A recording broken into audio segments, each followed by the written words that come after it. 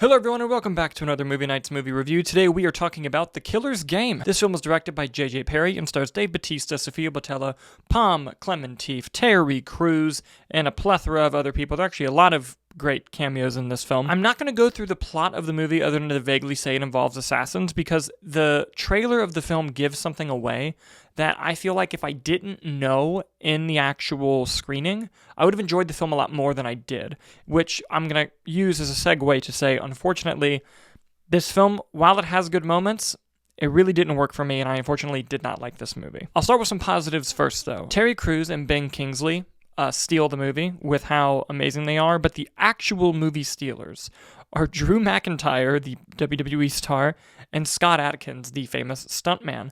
They play characters in this movie that if tomorrow it got announced that they got their own spinoff, I would watch it opening night front row. Like, their characters were so entertaining and so funny, and they were playing off of caricatures, very self-aware, that I enjoyed whenever they were on screen. I also think that a lot of the actual stunt choreography itself was really well done. It was very well choreographed and the fight scenes looked good. You can tell that the film was directed by a former stuntman and that there were a lot of stunts people involved in this. I also think that the film does have a handful of really, really good laughs. Like, there are a couple belly laughs in this film.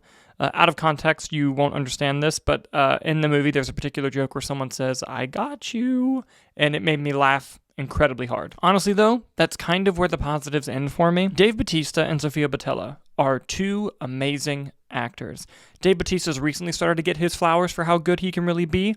I still don't think that time has come for Sofia Boutella yet. I think she will one day. She's very underrated. I think she's a great performer. They had zero chemistry in this movie, and a lot of the story really revolves around you buying their love story, and you just simply don't the whole runtime. I also think Klementieff is a great actor. She didn't do very good in this film. I thought that the character she was going for just really wasn't landing for me personally. I think the movie's biggest issue is twofold. One, on a major filmmaking aspect, is the script and the editing. Both of these felt very poor watching the movie.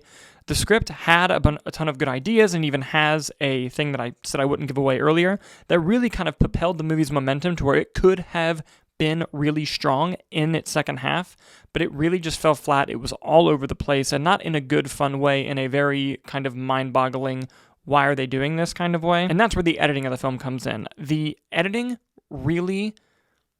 It might be editing and the mixture of just the shot construction overall, because there are a lot of sequences where it cuts to a certain angle or a shot, and it does not, in any way, shape, or form, reflect the tone of that scene and the emotion that should be felt by the performance that's being given. It almost felt like they shot a lot of coverage and edited it seemingly at random, which was quite distracting. And this is more of a small thing, but there are some instances where CG blood looks very good and is utilized very effectively. Especially from a production standpoint, you can get a lot more takes and get things cleaned up a lot faster by using CG blood because you don't have to clean up all the practical blood everywhere.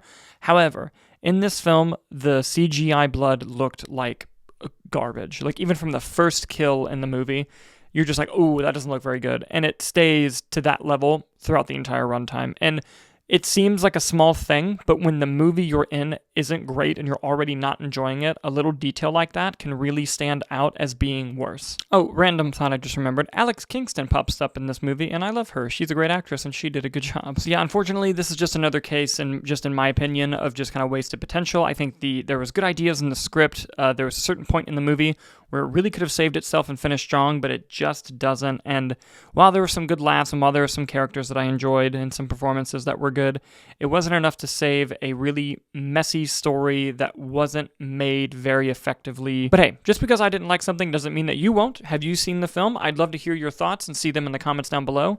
Thank you guys so much for watching, and we will see you on the next review.